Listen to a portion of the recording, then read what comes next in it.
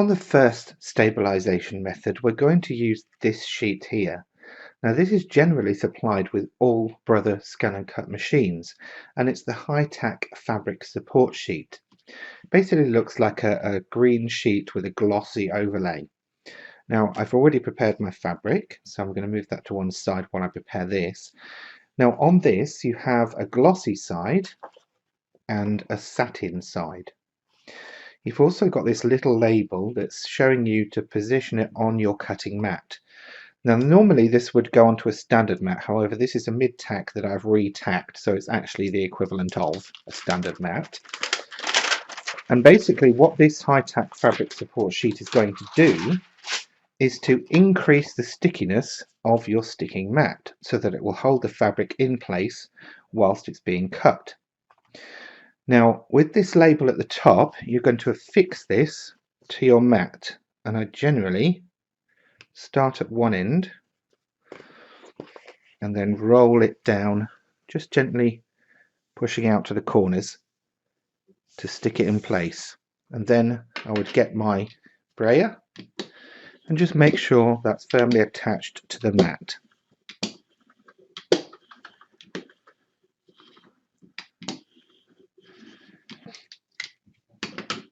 To reveal the sticky surface, you'll take off this green layer. Now this is very hard to see, but this is now super tacky. We'll peel this all the way back and we'll keep it because we can put it back on afterwards. Then I'll get my fabric and I'm going to fold it in such a way that I can place it down in stages.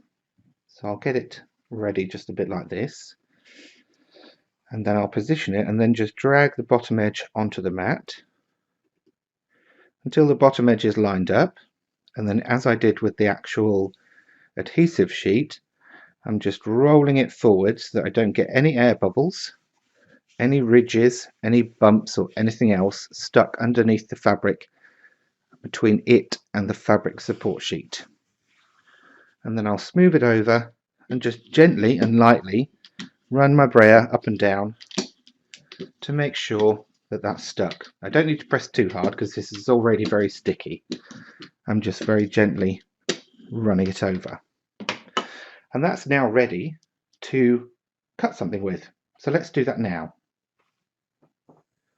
So I have my machine set up and ready to go. I'm just going to load a very simple pattern here. And of course I would encourage you to do a test cut if you wish to. I'm just going to load up a simple circle to cut out for this test demo though. So position the mat so that it butts up against the bar on the left, push it in so that it catches under the rollers, and then press load mat. Now for the settings, we can see from our quick reference guide that comes with the machine that all fabrics are generally cut on the standard mat. Now as I've explained, you'll see me using a mid-tack mat, but that's because I've re-tacked it very well. And then for the blade setting, there are differences in fabric. So we go from 4 on a thin cotton fabric for quilting, all the way up to a 5.5 or a 6.5 for things like flannel or denim. Pressure also changes a little bit from 4 to thin fabrics all the way up to 6 for thicker fabrics. So because I don't have a backing on this, I will consider it thin cotton fabric for quilt piece. So I need a blade depth of 4 and a pressure of 4. I'll set those now. So blade 4, it's already there because that's generally what I would use for cardstock. And then the pressure, through my settings menu on page 2, cut pressure, I put to 4. I leave everything else as it is. And then OK. Now I want to just make sure that that's cutting on the fabric itself, so I'm going to use my preview function.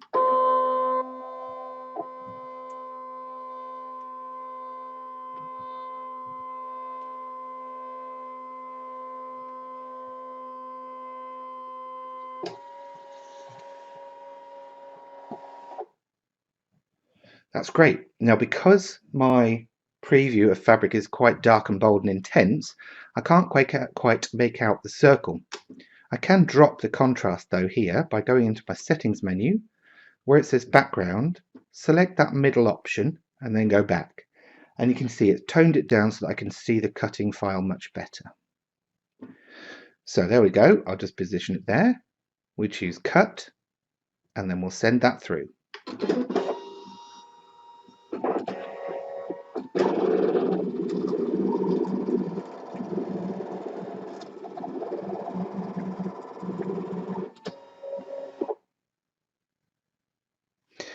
Once the machine is finished cutting, we click OK and unload our mat. I can then close the machine and move it back a little bit so you can see what's going on here. And now I'm just going to use my spatula that I mentioned earlier to start lifting up the edge of the fabric, and I will peel that back, and there you will see that circle has been cut perfectly.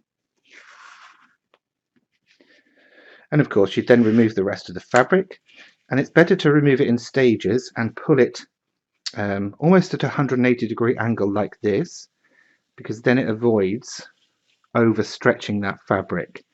And do it in little bits so that you're not pulling too hard.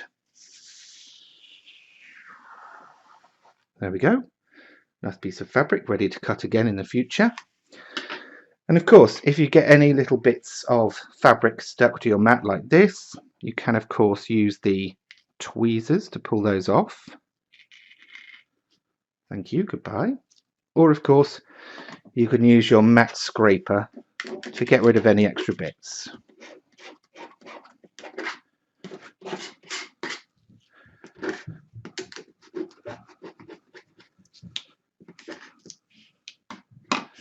So let's get our circle off.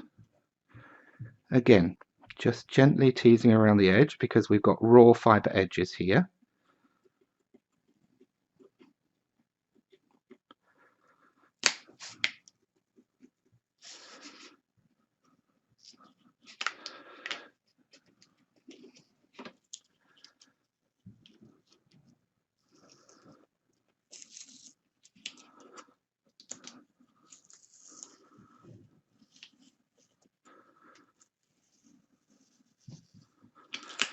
And there we go. There's my fabric circle, neatly cut. Now I do have a few stray edges, but this is going to form part of an applique probably, or something else that's going to be sewn onto something else. And these will obviously get into, be sewn into the seams or the seam allowance. Just let your fabric rest for a while and any curves and things will fall out. And of course you can even press them afterwards if you need to. Okay, so that was the high tack fabric support sheet. Don't forget to get rid of any of your extra bits, and don't forget to return the cover to that.